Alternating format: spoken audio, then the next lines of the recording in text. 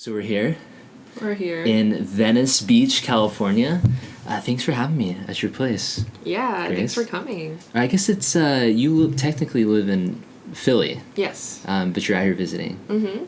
Yes. Would you consider LA like a second home for you? I always come back. Ever since I moved 3 years ago. Yeah, I always make my way back. So in some ways, yes, I think I grew up here. Like my adult years, found myself here. You found yourself here. Yeah. Yeah, so... Yeah, walk me through, like, your process of going from being in Philly, growing up there, I think, right? And then getting out to LA. Like, what brought you out here originally, in the first place? Sure. So I was born in New York. I'm first generation, so immigrant parents from Vietnam, but we're Chinese. And I grew up in Philadelphia, and having experienced a interesting internship in New York, I just started telling people while I was in college that I was going to move to LA, having never been here. And that was actually one of my first experiences manifesting something. Oh, wow. Because I got a lot of like, no, you're not, like, how are you going to do that, blah, blah, blah. Yeah. And so my first job offer was in LA. So I took it and I moved here. And that's what brought me here. And when you say interesting, like you said that kind of interesting internship in New York. What was that? I was an intern at an advertising agency. Yeah, they're one of the like top independent creative agencies in New York. And it was interesting in the way where growing up, I just always thought I would end up in New York.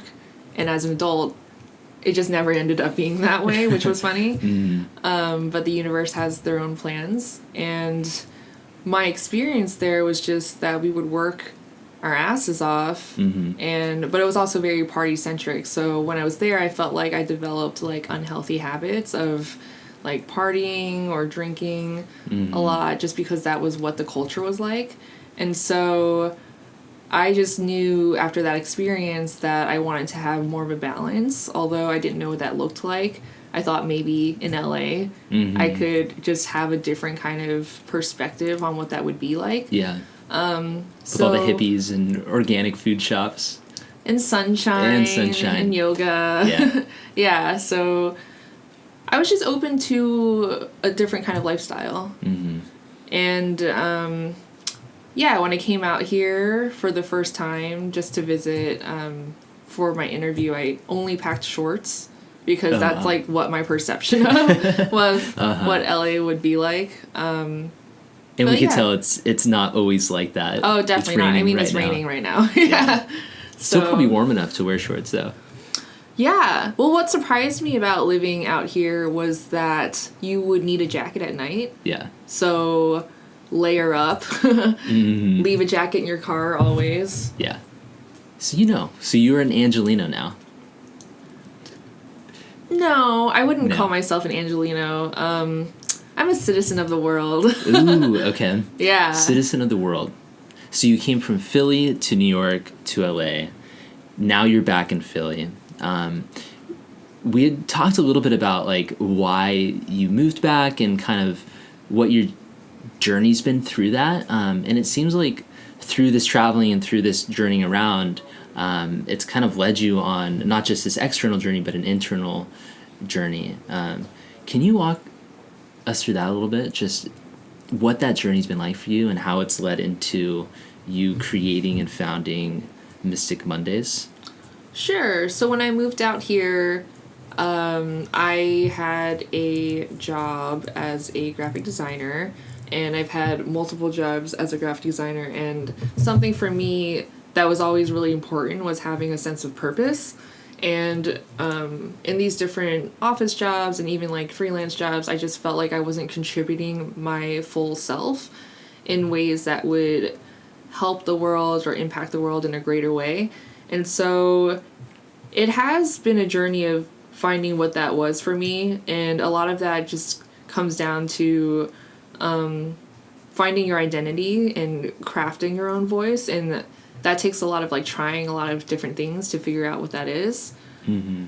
So my internal world, what I realized was that my internal world often reflected my external world. So whatever like struggles or anxiety or whatever was going on inside often reflected like in my work environment, in my relationships, in the things that were going on around me. So it's just interesting when you go within and you kind of deal with like your core wounds or things that are not always so comfortable. It does tend to give you more insight on the events that are going on around you versus like, why is this happening to me? Mm-hmm. It's often more so, why is this happening for me? Yeah, we hear that a lot. I feel like that we create our worlds, that everything around us is created by us. Do you believe that? Like, do we really have that much power as an individual being, but like an individual spirit to like actually have that much influence over our surroundings? Yeah, I definitely think that we are powerful beings and that the mind is a powerful tool, and that we are still discovering ways of using our mind in the most, I would say, like resourceful and impactful way. That could be looked at as practical, but it could be looked at as how you use your imagination and creativity, because that is also very much needed in the world. And I think like when we go back in history of when none of this, you know, technology, like building structures, all of that, none of that existed. Like that all came from imagination. It came from survival. And so we often do create our realities, whether it is, you know, physical or through our imaginations. Otherwise, where else would it come from? Mm-hmm. So where did the idea for Mystic Mondays come from? Where was that born? So when I lived in LA, I would go get tarot readings all the time. Actually, a bookstore near us where we are right now, Mystic Journey Bookshop. It's a good place. Yeah, I love that place. And I would go get tarot readings there all the time because I lived in the area. And for me, it was like a form of therapy. So after a while, I just realized I was seeking externally outside of myself. I was looking for someone else to confirm my path or give me validation. And that kind of set me off onto my own path of creating my own tarot deck, because I wanted to craft a better relationship with myself and listen to my own intuition and the wisdom that was available to me and still is. On the other side, whenever I would go seek out tarot decks like in different stores, I just never really geared towards one because it didn't exist yet. So I just decided to make one that I wish existed in the world. I see. So I know personally, right, when I look at tarot decks, or at least when I have in the past, they've always seemed very far out. Like, look at them and there's angels and wings and like mystical looking mountains, and I never really understood how a deck like this and how cards could help. Well, one, could impact me, and two, could kind of help guide me in my life here on this planet. So I'm really interested to understand, like, how does a tarot card and a tarot deck actually work? Like, how does it give guidance? Because on one hand, I feel like a lot of people might think, oh, it's just a card. I could pick any card and it could give me any sort of advice. And it seems kind of random. But what's the magic there? And how is the magic like impacting people? Totally. So tarot, you can just pull a card a day to gain guidance. For me, it's very much about just gaining a different perspective. So depending on how you frame your question is how you will get answers. And what's magical about tarot is that it's not necessarily predicting your future. It's really like an extension of yourself. So oftentimes tarot reflects what you already know, and it's just giving you an outside perspective on how to receive that information. Interesting. Okay. So I take this card, I read whatever the statement is, and you're saying that it's kind of just pulling out information and wisdom from within myself. It's like being reflected on this card based on whatever's going on in my own brain. Totally. Because tarot has specific meanings for each card, but I believe that we all bring our own experiences when we use the tarot deck, so it's actually very subjective as well. I like to look at it as if you're going to an art museum and there's a bunch of paintings on the wall, and you and the person next to you are looking at the same painting but might derive different meanings from it.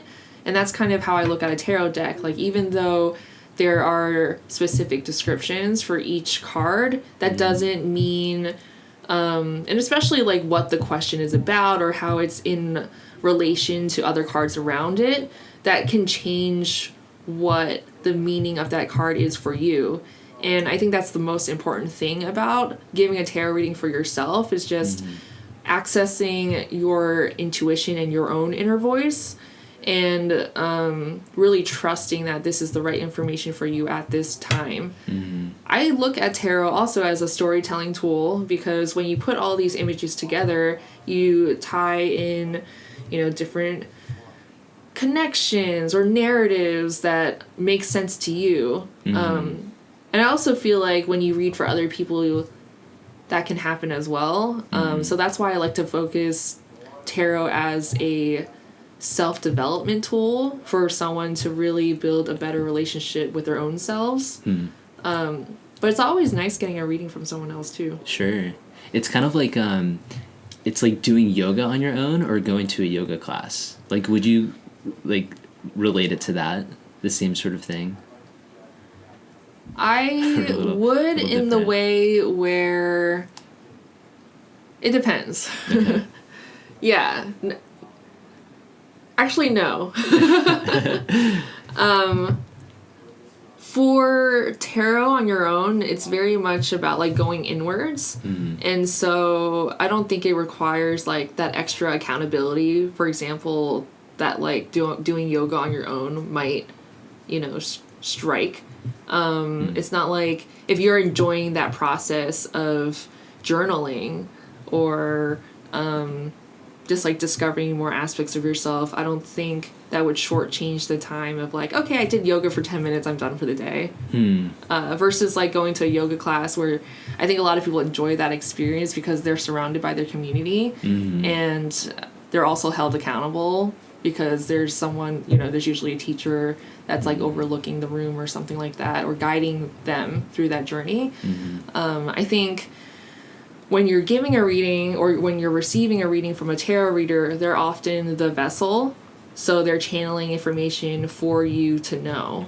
Whereas when you're doing the reading for yourself, you're the vessel. So you're the one taking accountability for yourself in that moment for the information that's coming through. Interesting. Okay. That's a lot to kind of carry, right? As a person. So if I take out the Mystic Mondays tarot deck or the app, I mean, I say it's a lot to carry, like it can be intimidating to have that much responsibility for yourself. But what I think is really interesting is that the way the deck is designed, and I think your intention behind it, is to make it not intimidating, to make it easy to understand and easy to engage with, whether it's through, the colors or the wording, the language behind it all. It seems like it makes for a not intimidating, sort of enjoyable process to go about on your own. Totally.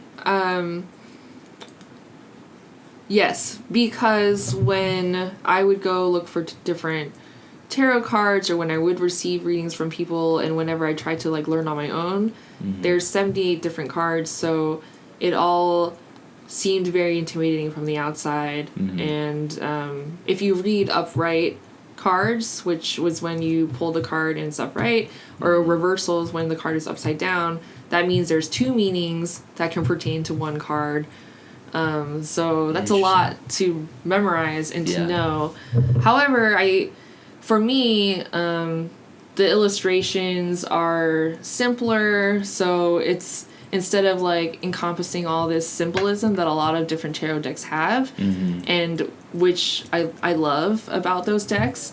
For me, it was about getting straight to the heart of the matter. So when you're looking at these cards, you're really activating that sense of intuition, and you're drawing from the colors, because colors carry healing frequencies and vibrations, and it's really about your instincts of what you're feeling or seeing first. In terms of how I go about reading this. Yeah, for the Mystic Mondays deck specifically. I see.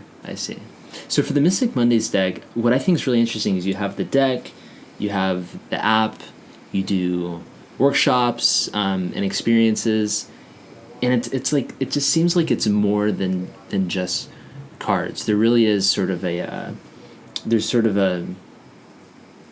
core idea behind this all that you're trying to share with people. Would you say the core idea behind Mystic Mondays, is it about empowerment? Is that sort of the main thing that you're trying to convey or to help put out there into the world? Yes, definitely empowerment.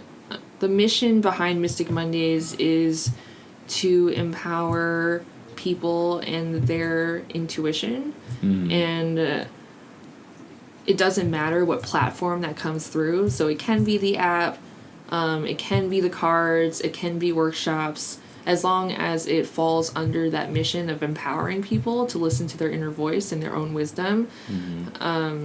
That's really what, what the umbrella is for anything that falls under Mystic Mondays. There's going to be another crystal grid deck that's coming out in the fall, and any other future products would align with that value. Cool. Really interesting. Yeah, I really feel like the more that we do inner work, the more that we're able to show up fully in the world as our most authentic and empowered selves. So we're taking responsibility for our actions. I actually like to call that emotional responsibility. So we're not, blaming other people. We're not playing the victim. We're not projecting. We're really like aware of our own triggers. And I think that can actually solve a lot of problems in the world once we take accountability for our own actions and emotions. But that takes a lot of inner work as well. Yeah. So Mystic Mondays, it's like a tool for doing that inner work, right? It's Absolutely. like a mirror for looking at my own psyche and how it's working and what might be wrong and what I need to work on. Right. It's just whatever your subconscious wants to tell you. Carl Jung likes to call it our shadow self. So sometimes we pull shadow cards to reveal what's playing in our subconscious and the triggers and our shadows that are often reflected to us. So it's just, it's a different way of looking at it. But I really do feel like tarot is a mirror in a lot of ways, where sometimes we don't want to hear that message, but we often need to hear that message. Yeah. We just gotta face it. We gotta face that shadow. Yeah. So you brought up the subconscious mind and kind of the things that are sitting in there that we need to address. And when I think of the subconscious mind, I think about creativity. It seems like a lot of these creative ideas that are in the world, like they come from a really deep place that kind of needs to be unlocked. And there's so many different ways to do that. Mystic Mondays is, I think, one way of doing that, of kind of seeing what's deep down there and letting it out. But I'm really curious to understand your kind of process for doing it yourself, because you talked about doing this with like you would go to tarot readers, but in terms of like creating this deck and creating the Mystic Mondays brand, did you have a certain process or creative process or set of rituals or things to kind of get you in that creative zone to tap into your subconscious? I would say meditation really helps a lot. Specifically, the moon card in the Mystic Mondays tarot deck, that's one card. I just remember playing this really dreamy song and just zoned out for like 3 to 4 hours, and then the card was done. Really? Yeah. So that was interesting. Well, now I am a Reiki master, so I've gone through Reiki training, and that also really helps me. I also like to pair that with meditation before I'm about to do something. So you do Reiki on yourself? Mm-hmm. Okay. I like to add different like modalities into my own toolbox. So I'm also embarking on breathwork training and past life regression training as well. But this is all to learn more about this world, because I believe that it's all integrated. So, you know, there's the tarot deck, but I think there's room for a lot of expansion in how, like, empowerment with metaphysics and how that can look like. And metaphysics, what is metaphysics exactly? It's something that, like, personally I've started to dabble in and explore. But, like, in your eyes, I'm really interested to understand, like, how you see metaphysics and maybe even how that's integrated into Mystic Mondays and everything you're working on. So, metaphysics can be defined as, like, abstract concepts. And for me, it's about how that materializes.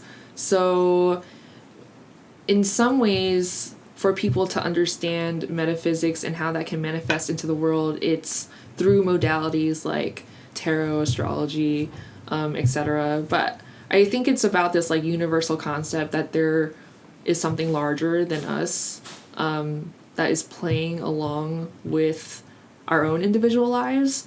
And so it's kind of like connecting to that source and realizing that we ourselves are very powerful and that we can channel that energy into creation in this plane, and kind of like bringing the other realms down into onto this earth. And what's so interesting is, like, I don't know, I hear people talk about these things in different ways, whether it's these other realms or our spirituality or the universe, and really it seems like what it is it's kind of like, it's like, can we think of it as like potential too? Like, there's so much potential waiting to be realized and created, and that's kind of what we're looking to tap into, whether it's like for me, like there's so much that I want to become and create, or whether it's for the world, but that potential is kind of invisible. Yeah, it's unlimited, really. I think often the constructs that we live under, whether it's societal or familial or whatnot, we often think that there are limits to how far we can go. And I think a lot of what metaphysics is just breaking down those limitations of what we think it is versus what we can create to our fullest potential. And I think that kind of goes back to what we're talking about with the mind. And if we place that limit in our mind, then that's all we'll ever reach. But if we're able to knock down that wall in our mind and in our subconscious, then we can often surpass it, and we surprise ourselves along the way. So I think it's very beautiful to have and to believe in our full potential. And it's about going back into that space of your own universe. Like, we're a part of the universe. The Earth is part of, like, the galaxy. But we also have a universe within us. We have systems. We have blood flowing through our body, which is, like, miraculous in itself. But that's what metaphysics is for me as well. Just, like, realizing that there are multiple universes within a universe. And that it's all very magical. It's so fascinating. And it's all interconnected, too, right? Definitely. It's so one thing I noticed looking through the Mystic Mondays deck is that each card, it talks about different planets, too, and how they relate with the cards. Can you speak to that? Like, what is the connection between the planets and these cards? And, like, how to make sense of Like, what is it telling me when this card says, Mercury on it, for example? Sure. So for the major arcana cards, major arcana cards are specifically, they're like 22 cards, and they're about major life events that happen in your life. And for the minor arcana cards, which is the 4 different suits in the rest of the deck, they're more about like daily life occurrences and kind of like day-to-day activities. So these astrological symbols on the major arcana cards, it's just translating that energy onto that card. So for example, like the death card is associated with Scorpio, and the death card itself is all about like rebirth and going through different cycles and transformation. And Scorpio has that type of energy of death, rebirth, and transformation. So those energies just play really nicely together. That's really all it means. Okay. And it's just kind of showing like what those interconnections are. And interconnections are all kind of on an energetic level, right? Like, because when you say Scorpio has the energy of the death card, has the energy of this planet, I don't know, I guess it's something that I see people talk about a lot, right? Is we're all energy, and we're all connected through that energy. So my mind immediately goes to like, well, what is that energy that's connecting these different things? And maybe it's a certain level of vibration or a certain frequency that all these different symbols are kind of representing, right? I'm kind of rambling here, but I'm just like, I'm really curious to understand, like, just what exactly are these cards saying about myself and my energy, I guess.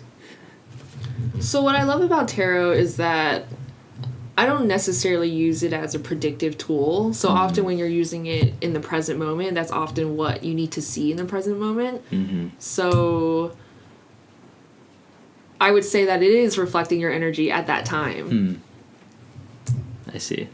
But yes, I agree that there's an interconnectedness to like all the modalities of metaphysics. Like for most people that I know, it's not that they just use tarot. They also are interested in astrology, and numerology also ties into tarot because the major arcana cards are numbered. So all of these modalities play into each other. And it is, so there might be some people that say, like, what is it rooted in, right? Like, how is this, like numerology, astrology, tarot reading, like, is it real?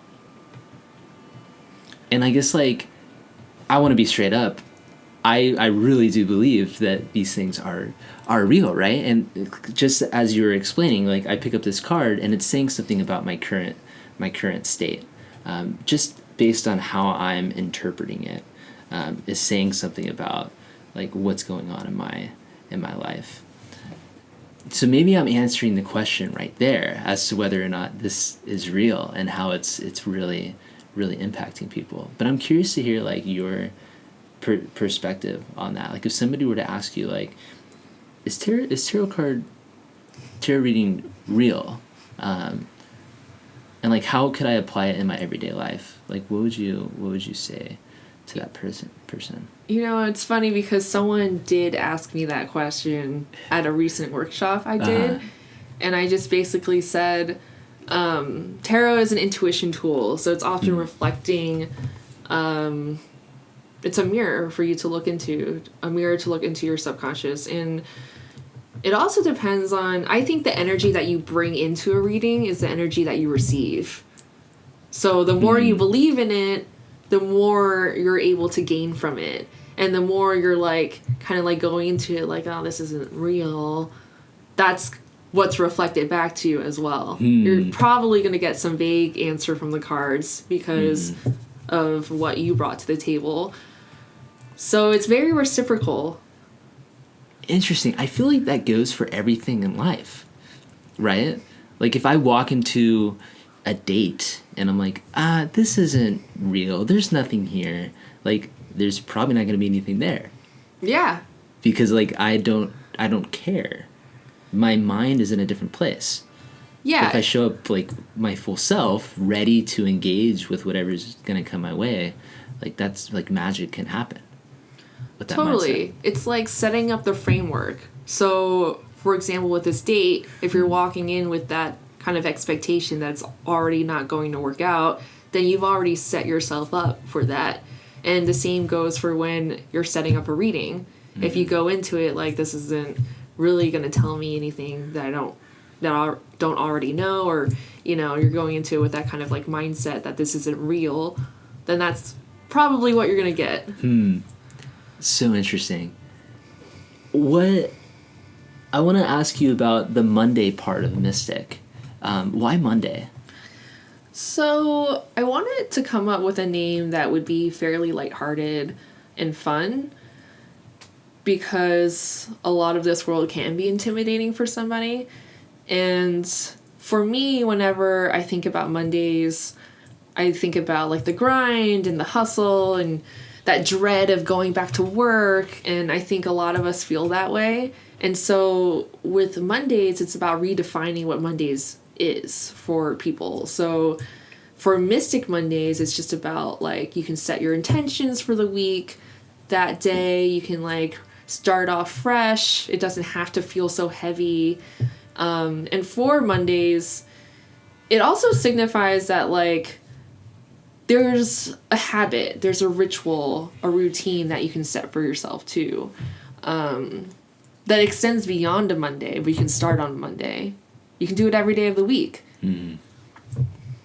But it's just that starting point.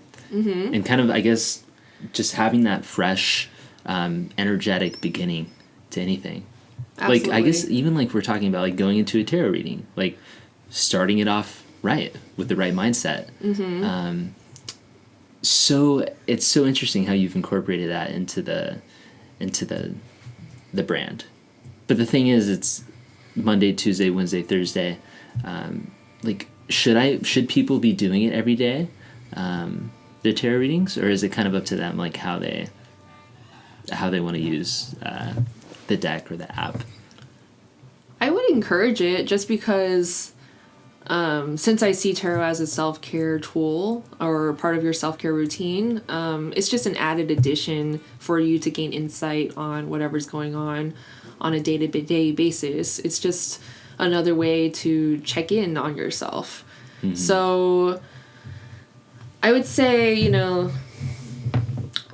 I wouldn't like do a full-on reading every day. I don't think that's needed. Mm-hmm. I think I like to do, actually for myself, I like to do month to month check-ins. Okay. For like a full tarot reading. Mm-hmm. But for every day, I actually like to just pull a card. Mm-hmm. So you can do that on the app as well as like in person. You can pull a card.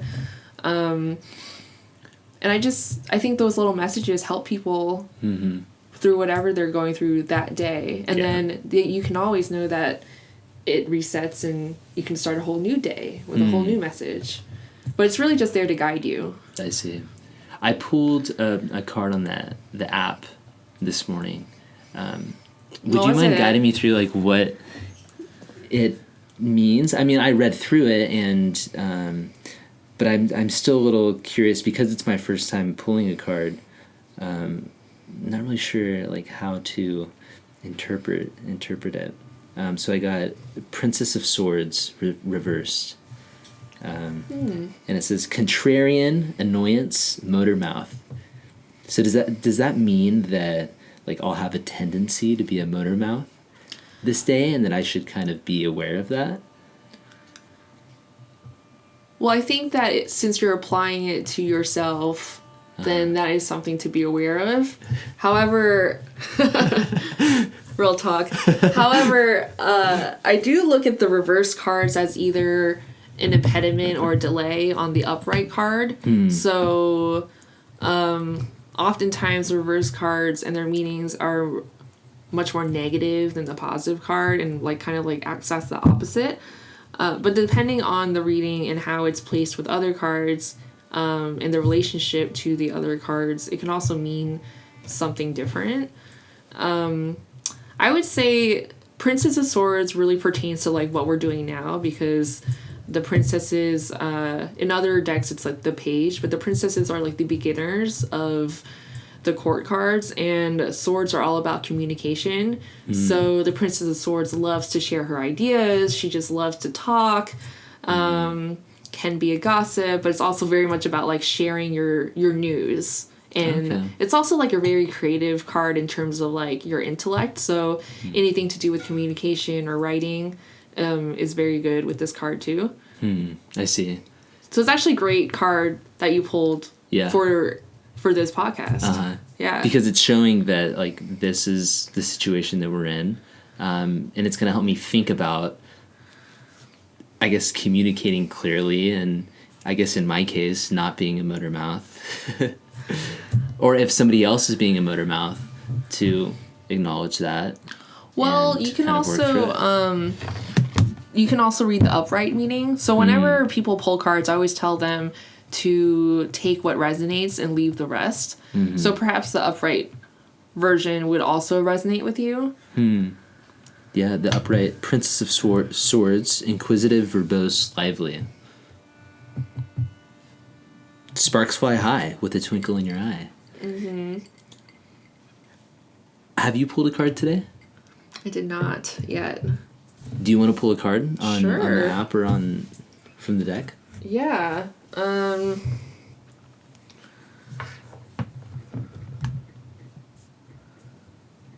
Actually, I did pull a card.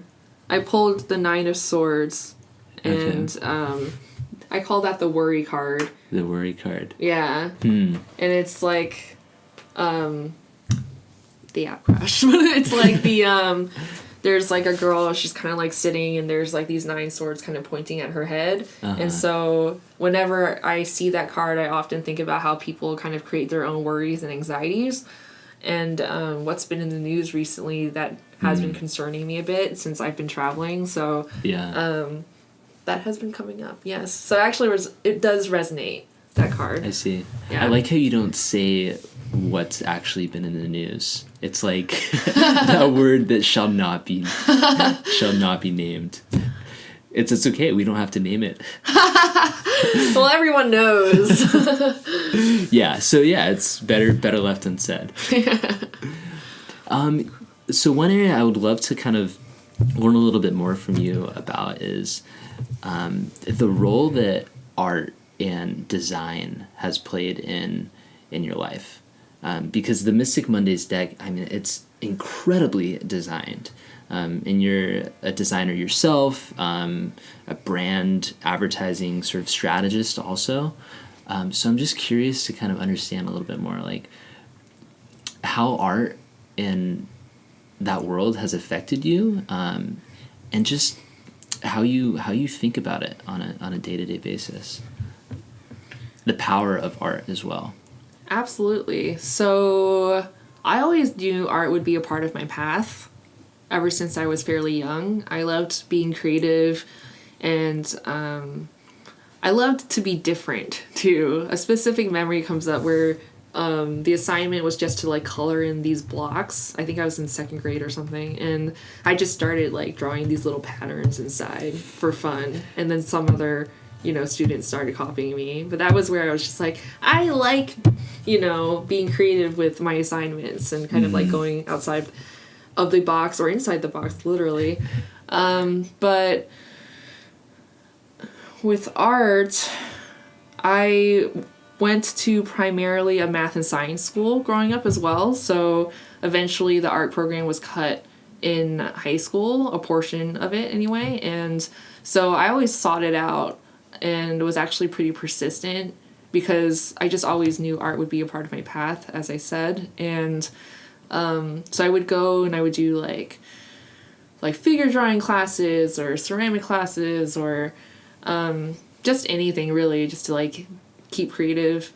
And then when I went to college, I ended up majoring in graphic design because I wanted to be more practical, which is kind of funny. But I also ended up loving it because... Is graphic design more practical of an art? Is that why? I suppose more than fine art, which was what I was doing. So in high school, I was doing a lot of fine art, and I was also working for a mural artist, so a lot of painting, and I also did stage crew in order to paint sets. Okay. So it was all about like using your hands and kind of like translating your imagination to like the physical. And I think design does that in a different way. And so what I loved about design was that it's about communication and how visual language can be communicated to benefit the masses. And I forget what the question was. Oh, just the role that art has played in your life and the power of art. Okay. And so going from college to quote unquote the real world, I felt a loss of that creative spark that really like drove me when I was younger, and I was really craving a sense of purpose. And I think that's really what sparked Mystic Mondays, because this does give me a sense of purpose, because I do believe that this is a mission that's larger than myself and helping other people through art. We can often read books and gain knowledge that way. However, I love that art surpasses any number of words that we could have. Just by looking at something for a second, we can gauge something about that for ourselves. And the transformative power of art is that it can really mean something different for everyone that encounters that piece of work. So with Mystic Mondays, I really wanted each card to feel like its own artwork, as well as work together as a system. And I'm just glad. I'm glad because I'm realizing that everything that had happened in my life, it all makes sense, you know, with creating this product, with like having the design background, but also having an art background. And also for the writing, because I did all the writing for the tarot deck. I also like read a lot of books when I was a kid. And I never really considered myself to be a writer. But it just so happened to flow out of me. So wow, yeah. Yeah. Yeah, and it flew out pretty beautifully too. Thank you.